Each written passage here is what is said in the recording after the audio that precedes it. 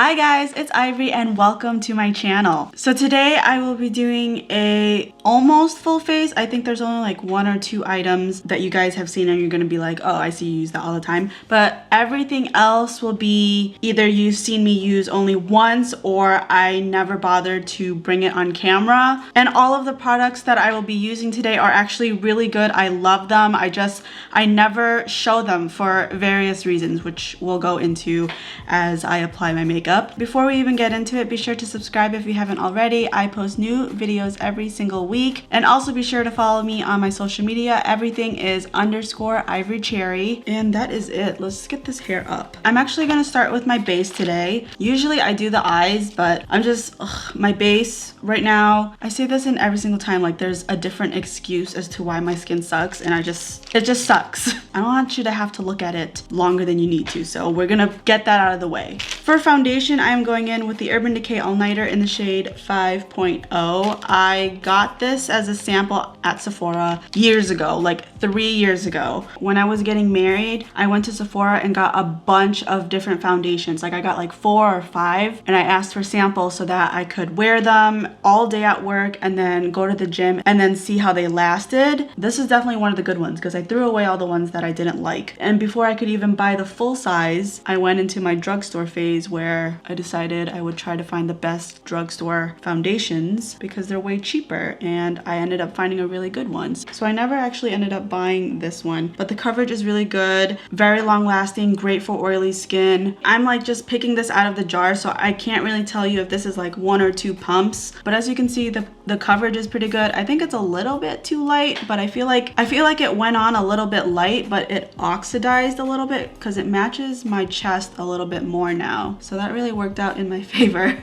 We're gonna move on to concealer. I'm using the Tarte Shape Tape. This is like everybody's holy grail, mine included, and I never use it on camera because I love it so much that I don't want to use it unless I'm going out. With a lot of tutorials that I do, I just wear it in the house and then I end up taking it off. I feel like that's kind of wasteful, so I would rather use drugstore products for my tutorials, and then all my favorite products or high-end products that I don't want to go to waste when I actually go out and I'm going to be seen by the general public. It's full coverage, it's matte. I know that's not everybody's jam, but I love a matte under eye, and a little bit goes a long way. When I had the full size of this, it lasted me about 10 months and I was scraping it out of the sides to the very end because I didn't want to spend so much money on the concealer again, but it's worth it because I've tried a bunch of drugstore concealers because I'm still trying to find a dupe. I'm not saying that there are no good concealers that are drugstore. There definitely are, but I haven't found one as similar in texture, finish, and coverage as the Shape Tape. It's always like I sacrifice something, like it's full coverage and it's matte, but it's not as blendable, or I don't know. I just always seem to be giving up one aspect of the Shape Tape when I use a drugstore concealer. And then to set my entire face, I'm using the Dermablend Professional Loose Setting Powder. This is the original one, so it looks white. Okay, so the first time I tried this, it was at Magdalene's house when I visited her in California. She was so sweet. She was like, take it, I have another one. And I'm like, are you sure? And she's like, yeah, it's fine. The minute I put this on my face, I was like, I'm in love. I'm usually not a fan of white powders because I feel like even though they say translucent, they still lighten up my foundation. Not this one. I did just do a video with her, so I'll link it up here if you're interested. And please go follow her channel and follow her on her social media because she's so sweet and she's one of the real ones. So she's definitely worth your attention. Okay, so I have completely set my face. This powder, this is my second time using it, and I'm just looking at myself and I'm like, I don't even have words. That's all I can do. I could just make noises. I'm gonna quickly do my brows. I'm using the Wet n Wild retractable brow pencil in the shade medium brown. It is a little bit waxy, which I'm not a huge fan of, and the tip is really for those that already have full brows like me. Like if you have no brows, you're not gonna get those fine hair strokes that a lot of people want. But for me, I only focus it on the tail end and I kind of just just outline the top and bottom. I don't do too much with the front, so this is okay for me. I think I'm like the least picky person when it comes to brows. Like, so many people are particular about their brows, and I'm like, yeah, whatever, I can work with whatever is given in front of me, because I don't feel like I do as much as other people when it comes to their brows. That's also another reason why I've never done a brow routine, because I don't really have a routine. I just kind of do whatever I'm feeling that day. I'm gonna quickly spritz my face with the Mario Badescu Rose Water, just because I want all the powders to kind of melt together.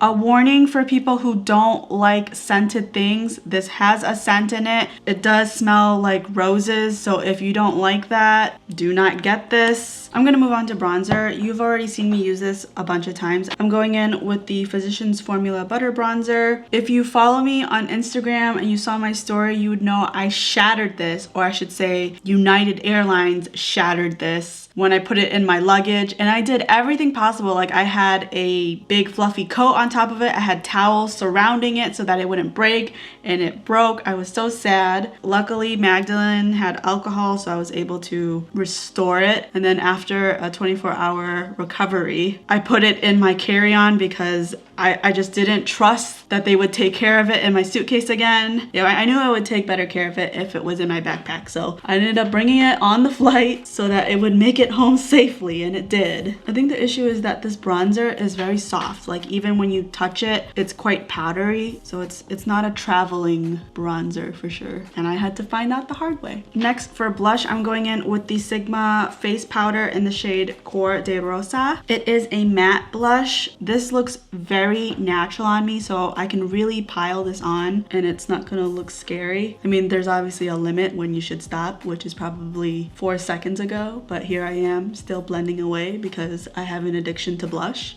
The thing is, my face eats blush, so I always anticipate it fading really quickly. So to compensate, I over blush. Whatever, there are worse addictions in life. And then I'm gonna take my loose powder again and just carve out my cheekbones like I always do. And while this is baking or setting or whatever you call it, I'm gonna move on to my eyes. I'm using the Violet Voss Pro eyeshadow palette. It's right up my alley. There are warm tones, lots of browns and neutrals, and a very tame section of pops of colors, which is always appreciated. Off of camera, I use this all the time. The colors are amazing. Okay, so as usual, I do one eye off of camera because there have been so many instances where I start a look, I hate it, I redo it, and it's just wasted footage. So I just prefer to do one eye off of camera. I'm gonna start off with the Sigma E44 brush and go into the shade Wine and Dine, which is the last shade. And I'm gonna start that in the outer corner and in my crease. And it should be the most concentrated on the outside, so really pat it down. And then once all the color is pretty much gone, that's when you can start bringing it in. And as you can see, I blow it out quite a bit. Don't do that right away. Start off small, because as you blend the colors, that's when you blow it out and extend it. And then afterwards, I'm going in with the Morphe M506 brush, and I'm gonna go into the shade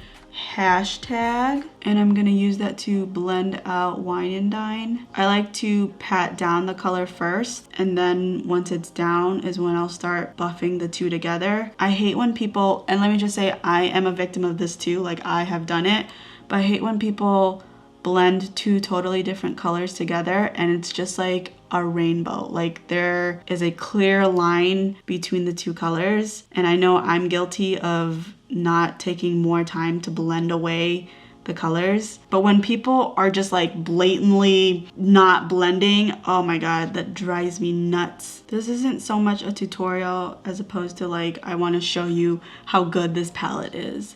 And as you can see, everything is blending and looking Gucci. And then with the Morphe M224 brush, I'm first going into the shade So Jelly, and I'm gonna put that into the first half of my lid. I'm not like cutting the crease exactly, but I'm like sort of cutting the crease. It has cut crease elements to it. I'm basically just doing the lazy version of a cut crease. And then I'm gonna take the same brush and I'm gonna flip it, and I'm gonna go into the shade Toffee. I'm gonna apply that to the second half of my lid. These shadows aren't even used with a wet brush. Like, that just shows you how well they apply. Okay, and then lastly, with a clean fluffy brush, I'm going into both Bestie as well as Brownie points. And I'm just gonna deepen out the outer V. And I'm keeping this really low, like just in the corner. And that's basically it for the tops of the eyes. I'm gonna wipe away this bake. We're gonna move on to the lower lash line. With an e.l.f. eyeliner brush, I'm gonna go into the shade Wine and Dine. I'm gonna use that to tightline my lower lash line. And then with the Morphe M506 brush, I'm gonna go back into the shade Hashtag. I'm gonna use that to blend out Wine and Dine and basically mirror the top. But I know you're not really listening to the steps, because what are the chances that you're like actually gonna recreate this look? The only time I recreate looks is when I see them on Instagram maybe, but when it comes to tutorials, the chances of me actually taking it to heart and trying to recreate it is very slim. It has to be quite inspiring for me to want to recreate it. Honestly, I just really like watching other people put on makeup. And then with the Morphe M431 brush, I'm gonna go into the shade Wait. I'm gonna go into Ploof because it has like a little bit of a pink tone to it, and I'm gonna pop that into my inner corner as well as my brow bone. Okay, so I went ahead and add some mascara and lashes off of camera because they are not new. For highlight, I am highlighting today. For highlight, I am going in with the Sleek Makeup highlighting palette. This is in Cleopatra's Kiss. I reviewed this once and then I never used it again. So these two are cream highlighters and then these two are powder. I'm gonna go ahead and mix the two powdery ones. Honestly, like a lot of the products that I'm using today, as good as they are, I think as a channel, a lot of people think that it's boring to just reuse the same products over and over again. So people feel the need to just use the palette once or twice and then move on to the next big thing. So what you have is a bunch of beauty channels just reviewing the latest craze. And I get that because I know it's how you stay relevant, but then at the same time, you overload consumers thinking that they need to buy the latest collection or releases of things, and that's not realistic. I think people just want to buy one great thing or a couple of collectibles that they really enjoy, and that's it. But I totally understand from both sides. As a consumer, I only want to buy certain things I'm really interested in, but at the same time, I feel like sometimes I have to buy new things every couple of months to keep things fresh on my channel. Because I can see, like, if you just keep reusing the same makeup that you have, you are limited. Eventually you just kind of end up doing a bunch of tutorials or like challenges, but there is a dead end to it. So to fix that, YouTubers will just buy more makeup so that they can review it, and all the old makeup or the rarely used makeup just gets tossed in this like, oh, I've already used it, I don't want to show it on camera again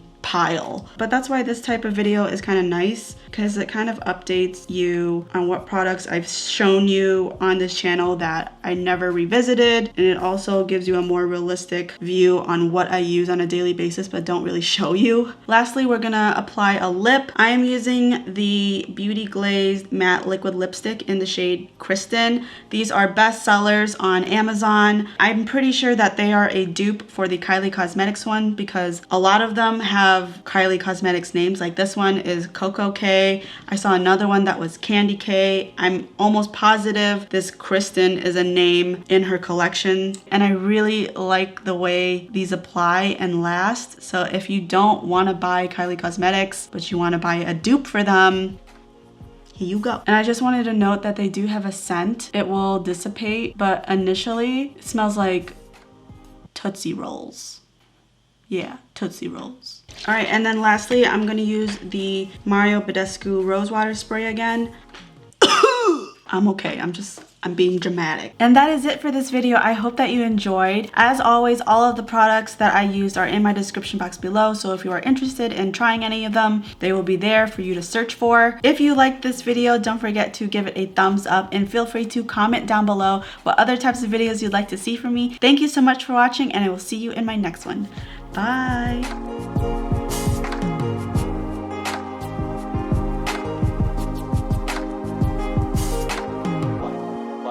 Is just always mysterious and surprising. You never know what's around the next corner.